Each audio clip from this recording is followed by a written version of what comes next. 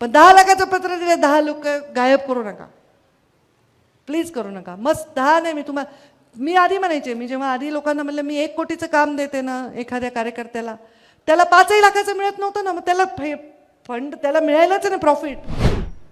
कृपा करून असे काही असंविधानिक गोष्टी विचारू नका, त्याची जागा इथे नाही. हा काळ वेगळा आहे.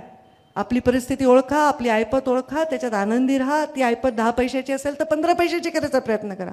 10 पैशाची ऐपत जो 100 रुपयाची करायला जातो त्याची जागा तुरुंगात आहे. हे मोदीजींनी गेल्या अनेक वर्षात दाखवले की तुम्ही बाबा हे असं आहे.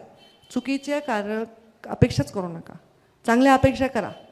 तुम्ही मला म्हणले ना ताई मला कॅन्सर झाला आहे, मला काही झालं आहे, मी देईन, माझं मोडून देईन घरचं, पण मला ह्याच्यातून वाचवा, मला त्याच्यातून वाचवा. एका कार्यकर्त्याच्या मुलांनी फ्रॉड केला, 40-50 लाखाला गंडवलं लोकांना. ते पैसे ताई तुम्ही द्या ना, मी तुमचे कार्यकर्ते. कसं देणार रे बाबा तुम्ही? आणि ते पैसे तुम्ही वापरलेत. मुलांनी कुठून पैसे आणले विचारा ना रे बापांनो, आईलं. नवरा कुठून पैसे आणतोय विचारा ना बायकांनो. तुम्हाला गंठन केलं, तुम्हाला साडी केली, तुमचं घरावर 4 मजले चढले, पुन्हा मग कारवाई झाली, केस झाली, अटक झाली, मग काय करायचं? बरोबर आहे का? कधीतरी विचारा ना घरात कुठून पैसा यायलाय. 10 रुपयाचे 100 रुपये करा, पण काम करा. आणि ते काम करायला मी तुमच्या पाठीशी उभी आहे. तुम्हाला 10 लाखाचं पत्र दिले ना, लाख रुपये कमवा, पण 10 लाखाचं पत्र दिले, 10 लोक गायब करू नका, प्लीज करू नका. मस्त 10 नाही, मी आधी म्हणायचे, मी जेव्हा आधी लोकांना म्हणलं मी 1 कोटीचं काम देते ना एखाद्या कार्यकर्त्याला, त्याला 5 लाखाचं मिळत नव्हतं ना, मग त्याला फंड त्याला मिळायलाच ना प्रॉफिट.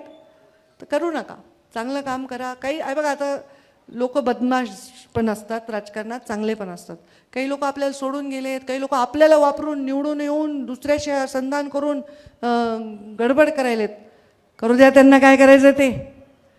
माझ्या विरुद्ध कारस्थान केलेला कोणताही माणूस आज जागवा कुठे दाखवा, कारण माझ्या हृदयामध्ये पाप नाही, देवाचा साक्षात आशीर्वाद.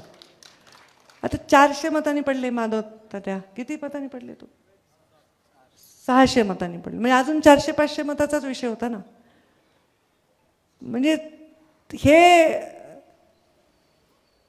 होत राहतंय राजकारणात. मी पण पडली, पण ज्यांनी हे केलं ते पुन्हा नकाशावरून गायब होतं, ते लक्षात ठेवा. आणि त्याला मला काहीच करावं लागत नाही, निसर्ग करतो काय करायचं ते. चांगलं काम करणाऱ्या माणसाच्या पाठीविषयी सगळ्या शक्ती एक येतात, सगळ्या शक्ती. त्यामुळे तुम्ही माझी शक्ती आहात. खूप गंभीर भाषण मी केलं असेल, पण तुम्ही गंभीर ऐकायलात, अजिबात हलनात डुलनात काही करणात. मग तुम्ही झोपला असताल तर उठा, आणि जागे असताल तर टाळ्या वाजवा, आणि मला रजा द्या. धन्यवाद.